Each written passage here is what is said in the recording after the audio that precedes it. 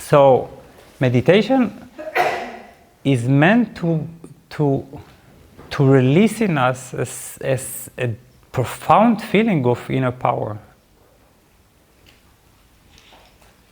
It's not only spaciness, it's not only some kind of openness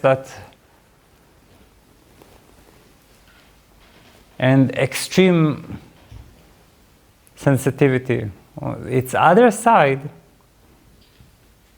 is that it reveals to us that at our core we do not have to be moved at all.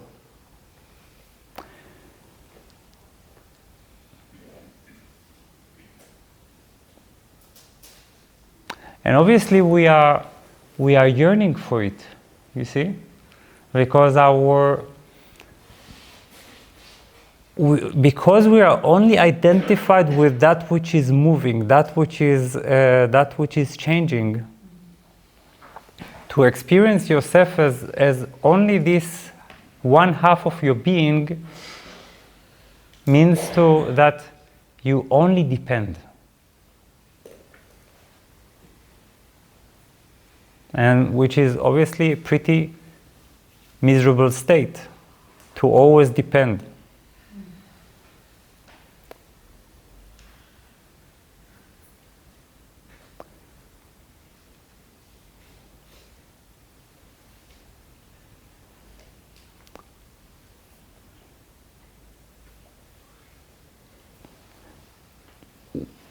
It is so beautiful that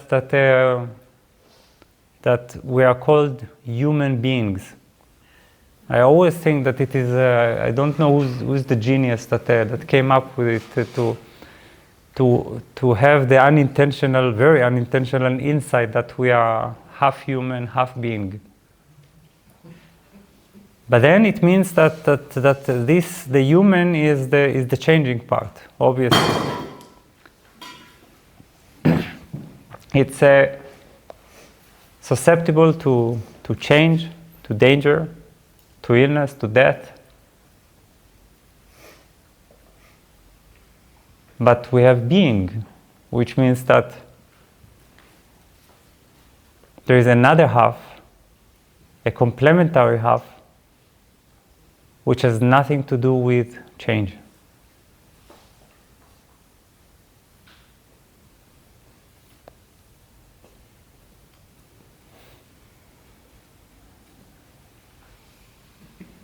Because we do not know this part, this half, we keep expecting life to be like that.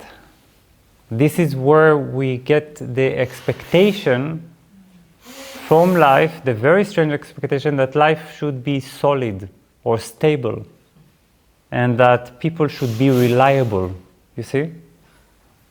That's basically the cause of this psychological need. We project on them the sense of reliability that we miss within ourselves.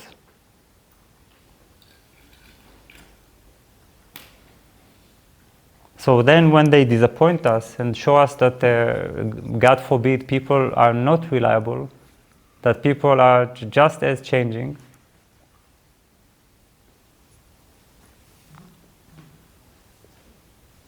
or that life is in constant flow, we are shocked. You see? We are shocked. How could this be? While what we are really hoping for, what we are really yearning is to feel that something in us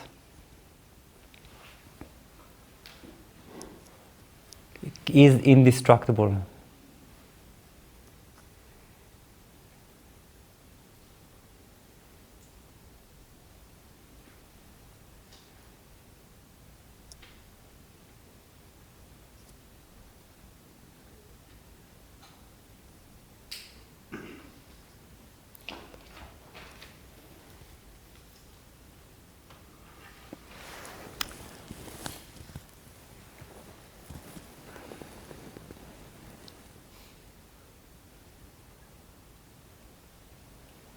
my teacher's teacher was called Swami Muktananda. And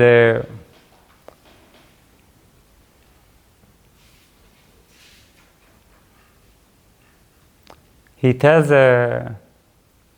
his story of awakening in a very beautiful way. And I'm already tempted, of course, to tell you the whole story. So this is, of course, a very Hindu story, a very guru-type story. And his teacher, which means he's my teacher's teacher's teacher, probably, Bhagavan Nityananda, he was a pretty extraordinary, immense being,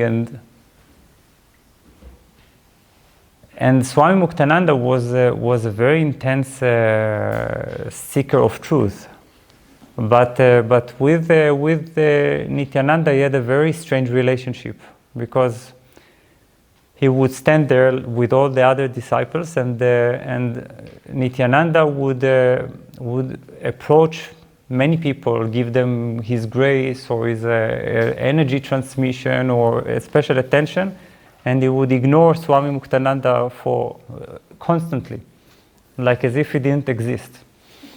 And and Swami Muktananda tried to catch his attention in several ways.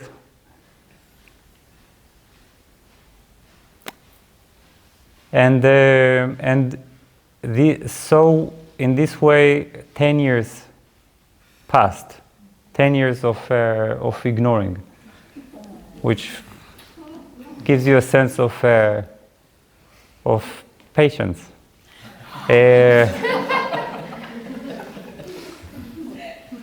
Nowadays, in our instant times, we can't imagine this length of time. It's the same tradition that says that after your complete awakening, you must wait 21 years until you teach. So that's also not exactly a rule that we are keeping. Here it's while awakening. The person is already putting a post on Facebook.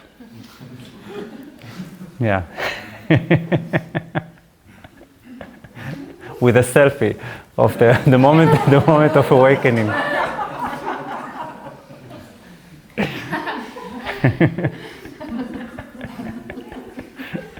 So after 10 years, Bhagavan Nityananda called suddenly Muktananda, and he told him, "Take my sandals and put them on." And in this world, this tradition, it's a world of Shakti transmission. It's transmission of energy. So it means that if he gets to wear the sandals, it's probably something like that. But Muktananda said, there is no way I'm putting these sandals. These are sacred sandals. It's the Guru's sandals, so I'm willing to put them on my head. So Nityananda told him, okay, put them on your head. And so he took the sandals and put them on his head, and then he entered a profound state of meditation. He says that he doesn't remember what was happening actually during those hours, but he just went with the sandals on his head, walked under a tree, and was there for 10 hours. He was only then called back by Nityananda, by one of his the other assistants, and then Muktananda left the tree.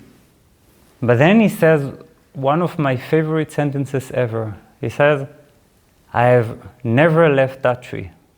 I am still sitting there. And I will always sit there for the rest of my life."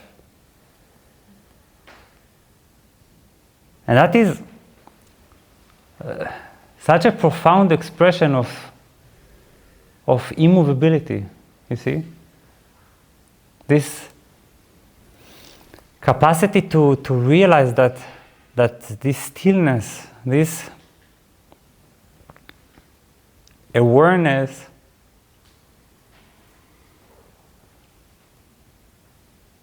implies that to a certain degree you will never move again, ever in your life. Now this can sound horrible to the thinking machine because it imagines immediately that it means some kind of, I don't know, a stagnant life, as if under its governance life is flowing really beautifully and changing with flexibility and so on. But it sounds almost tragic to the thinking machine, while of course this doesn't mean that that your life is never moving, that things do not change. Actually, on the contrary, as soon as you are settled in this immovable state,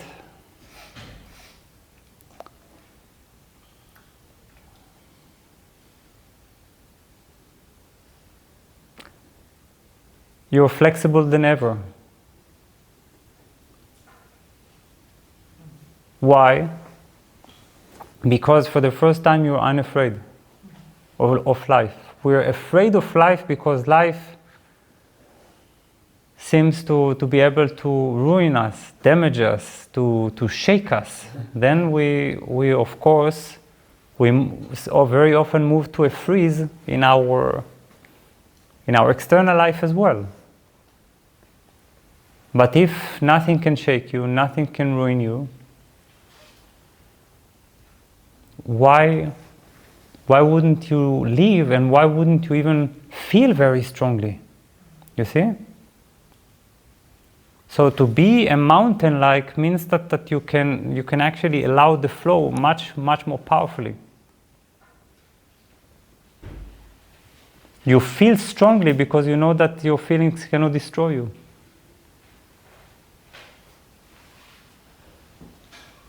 You can cry, you can laugh, you can engage in relationships, you can do whatever you want, but because essentially nothing's going to change your world.